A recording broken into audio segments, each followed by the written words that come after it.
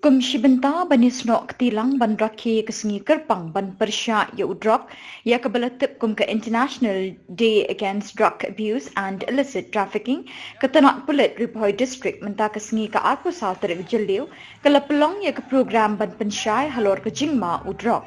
Ya ketai ke program lasdang da ke jingat pat lani ke rally ke belasdang namadan NSCA Paham Sim, dah kejing shim menta ki kena skul bat lapen kut ha district library nongpo.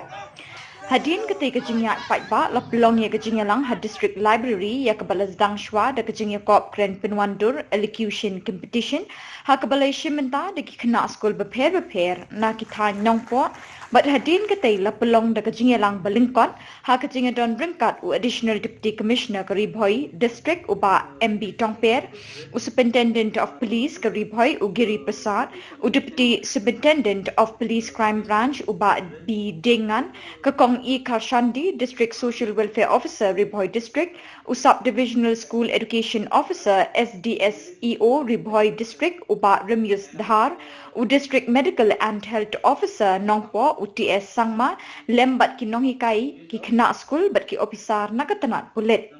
Hakatai kesni la sam rui ki khusnam shi ki nong job ha ke elocution competition ha ke kerdan beningkong la yo ban ra daka Ria Shebas Im na Auxilium High Secondary School Nongpo ha ke kerdan baar la yo ra daka Ila Nomis Im na Auxilium High Secondary School Nongpo bat ha ke kerdan balai la yo ra do determine Sinclair na St Paul High Secondary School Nongpo.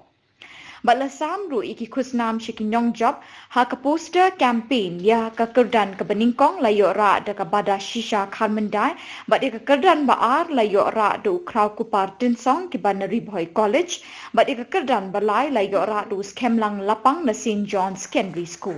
And this is a very dangerous thing. For us, we're lucky we have a very vigilant police force and and the other organizations, central organizations. Earlier I was with the customs. I was a customs officer earlier, so I had to deal with this firsthand. I was in the anti-smuggling branch, so we had to go to many places in the northeast, and we seized a lot of drugs. So we saw firsthand that the danger of these substances. And the most dangerous part, especially for students to know, is drugs is different from any other substances. Alcohol is there, but drugs is in a different zone altogether. Why? Because addiction to drug, there's a particular substance in the brain called dopamine. Dopamine is a pleasure hormone. Dopamine is a pleasure hormone. If you do something nice, like if you sing, you dance, or something. That's why we saw Anthony giving that that beautiful recital, dance and song. The dopamine level in his brain shot up. It gives him pleasure.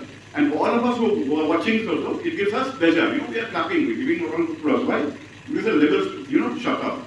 So when you take drugs, this dopamine level, it rises up very quickly. We feel better. But in due course of time, we started taking frequently. That's when we come to the frequent users. We started showing the symptoms.